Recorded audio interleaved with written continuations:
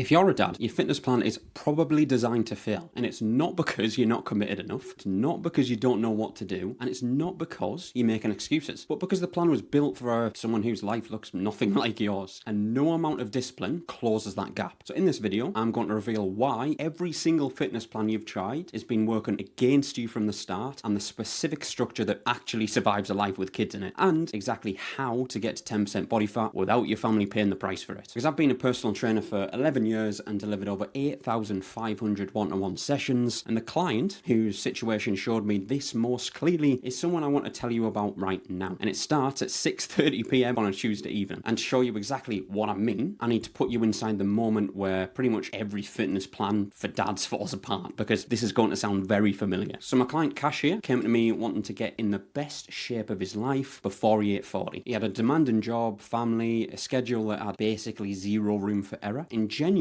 one of those people who gets things done in every area of his life. So when he commits to something, he actually delivers. And he'd been trying to train 5 days a week, and his plan looked solid on paper, I guess you could say. Chest day, back day, legs, a couple of cardio sessions here and there. The kind of thing that feels like commitment when you write it out on a Sunday night. And then Tuesday evening at 6:30 p.m. would happen. And I can almost guarantee you've been through this exact same situation. So we'd get home from work, like completely knackered. Kids would be needing attention. Dinner needs sorting. And it's that kind of tiredness that isn't just physical, it's that specific exhaustion you get after a full day of making decisions. It's more mental. You've been managing people, you've been switched on for 12 hours straight, and the gym was supposed to happen. It was supposed to happen after all of that. The plan said it should happen, and it just wasn't going to happen at all with all those variables. And here's what I want you to hear before I give you anything else. That moment isn't a discipline failure. It's not you being weak or lacking willpower. It's a design failure. The plan was never built to survive a Tuesday evening with 2 kids and a 12-hour workday behind it. And it also assumed a version of your life that genuinely doesn't exist from Monday to Friday. And every week that it failed, every week you got to Thursday having done 2 sessions instead of 5, the guilt piled up and the momentum completely fell off. Everything I'm covering today is laid out as a done-for-you starting point in my Softer Lean program. It's the exact structure I'd hand to you from day one as a client. It's completely free and it's in the description. But this isn't your problem, by the way. This is literally everyone's problem who's ever been handed a fitness plan designed for someone without a family or kids. And here's why it keeps happening, because it's not the obvious reason. So here's why fitness plans fail dads. The problem isn't the program itself, the exercises, the rep ranges, the split. Most of that is fine. The problem is that 5 and 6 day programs are built on the assumption that you can show up nearly every day. And showing up nearly every day requires a life with almost nothing else competing for your time and energy. That's just not your life you're living, especially if you've got kids. And when a program needs you 5 days a week to function properly, one chaotic week doesn't just cost you 1 week. It costs you the momentum, the habit, and the 2 or 3 weeks it takes to get going again once you've mentally written it off. And when that happens enough times, you stop believing the plan is survivable and you stop even bothering to start it. Just think for a second how many times you've been through that cycle, because I can guarantee if it's happened to me, it's supposed to be my job, it's happened to you as well. And here's the thing, and I know this from my own experience just from coaching. For example, I trained for an Ironman in 2021. It was 6 days a week, double sessions some days, the highest volume I'd ever had to put in, and I was the most miserable I'd ever been at exactly the same time. Don't get me wrong, I enjoyed a lot of it, and I was the fittest I'd ever been in terms of cardio, but I was the worst body composition I'd been in years, because the training volume was so high, I couldn't recover properly. I had nothing left for anything else in my life, and fitness had completely taken over in a way that was absolutely unsustainable. And that is the extreme version of what most dads are being sold in a slightly watered down form. More sessions, more time, more commitment, as if the answer to a life that's already completely full is just add more stuff to it. But it isn't. And here's exactly what the answer actually is and why it works even when life goes sideways. So here's the structure that actually survives real life. 3 full body sessions a week, all under 45 minutes. That's it. And I don't mean that as a starting point before you build up to something more serious. I mean it as an actual optimal structure for someone whose life looks like Cash as my client. And here's why it works where 5 days doesn't. Full body means missing 1 session doesn't break anything. If Tuesday goes the way Tuesdays always go, Wednesdays and Fridays are still there and the week still counts. You haven't lost a muscle group for the week. You don't need to restructure anything. You just show up on Wednesday and crack on. The whole point is a structure that survives an imperfect week rather than it requiring a perfect one. But the timing change was honestly the thing that fixed the 6:30 p.m. problem for good, because here's what I said to Cash that changed everything for him. Stop trying to train after your family time. Start training before they wake up. That 6:30 version of you is not the same person as the 5:30 in the morning version. At 5:30 in the morning, most likely the kids are asleep, the decisions haven't started, nobody needs anything from you yet, and the session exists in a pocket of time that's genuinely yours. Nothing can interrupt that, and nothing can cancel it, and by the time the house is awake and the day kicks off, you've already done the thing that most people spend all day meaning to get around to. I personally love training in the morning. I would hate to do all my gym sessions in the evening, and I get it. Some people can't train in the morning, but this rule applies to you, just the other way around. If you can't do it in the morning, then you spend time with the kids in the morning. So Cash started training at 6 a.m. on Monday, Wednesday, and Friday. Those 3 sessions a week I was talking about, all 40 minutes each, before anyone in the house was awake. And here's what happened almost straight away. He never missed. And it wasn't because he suddenly became a different person or found some extra discipline from somewhere, but it was because the session existed in a part of his day that nothing else could touch. And that 6:30 in the evening situation didn't go away. He just stopped walking into it because he adjusted everything to fit his schedule. And here's what a week actually looks like in practice, because the principle is one thing, but seeing it laid out is what makes it feel doable for you. So Monday at 5:45 a.m, 40 minutes, full body, a low body compound, a push, a pull, and then 1 or 2 arm exercises or an ab exercise, 2 sets each taken very close to failure with high intensity. You're tracking your lifts, like in an app or a logbook, for example, and then on Wednesday, you do the same thing. And then guess what? On Friday, you do the same thing again. And that's 2 hours of actual focus training across the whole week. That's it. And every other evening, so for example, Tuesday, Thursday, Saturday, Sunday, belongs entirely to your family without any competition. So once the training side is sorted, this is the part that almost every single fitness video aimed at dads completely skips. And it's the thing that determines whether any of it actually works. So it's probably worth hearing. It's the sleep. So 7 hours minimum, and I say that as a non-negotiable. In Cash's situation, it was almost a non-negotiable. It was not a nice to have. So when I told him that, his response was the same as most people's. He said he couldn't get to bed early enough. And here's what was actually happening for most dads who say that, and what was happening for him as well. After the kids go to bed, after the house is finally quiet, after 12 hours of being needed by absolutely everyone, there's this window of time that's finally yours. And instead of sleeping, you stay up to claim it. You're scrolling your phone, you're watching these type of YouTube videos, you're watching Netflix, and you're just chilling without anyone asking anything from you. And this is actually called revenge bedtime procrastination. You're staying up late as a kind of payback for a day that gave you no time to yourself at all. And I get it because I've done it as well, and I know for a fact you have. And I'm not saying that you should have no time to yourself. I'm not saying that at all. But the problem is that 5:30, 5:45 alarm is brutal when you went to bed at midnight. And those sessions that actually feel manageable, planning it the night before becomes genuinely hard to sustain when you're running on 5.5 or 6 hours of broken sleep. So the fix isn't exactly complicated, but does require being straight with yourself about the trade-off. What's actually worth it for you? Do you want to actually get in shape and spend a bit of time for yourself in the morning rather than 10 p.m. at night? And that evening window you're protecting by staying up late, that's the same window that's destroying your morning session. It's not worth it a lot of the time. 30 minutes of scrolling at 11 p.m. costs you the energy and focus that makes that 5:30 session worth doing. So what worked for Cash, my client, was a simple rule: phone out of the bedroom, in bed by 10 p.m. on training nights, and recognizing that the morning session is the personal time he was actually trying to protect with those late night sessions. It just happens the other way around instead. 7 hours of sleep means better training intensity, better recovery, lower hunger through the day, and better decision making around food in particular. It's the easiest performance gain available, and most dads are totally skipping it every night. And remember, all of these principles and the full training structure is laid out in the Softer Lean program. It's completely free in the description. And here's how the nutrition side works around family time, because this is the other place where most plans completely fall apart for dads, and it doesn't have to be complicated. The approach that actually works long term isn't obsessive tracking forever. It's 4 to 6 weeks of calorie tracking up front to understand what's actually going in, specifically to close the gap between what you think you're eating and what you're actually eating, which for most people is way bigger than they expect. Restaurant meals, drinks at the weekend, picking the kids' leftovers, the odd biscuit here and there. None of it feels like much in the moment, and all of it adds up when you actually look at it properly. And here's what that calorie tracking almost always shows, because it's the same thing every single time. Once you've got a real picture of your baseline, a deficit of 300 to 500 calories below maintenance, protein hitting around 1 gram per pound of body weight across 3 meals, mostly whole foods, and enough flexibility that the kids' birthday party on a Saturday doesn't completely write off the whole week, and the meal out on Friday doesn't require you to stand in a restaurant car park logging your MyFitnessPal calories like a weirdo. But the structure bends when life gets messy,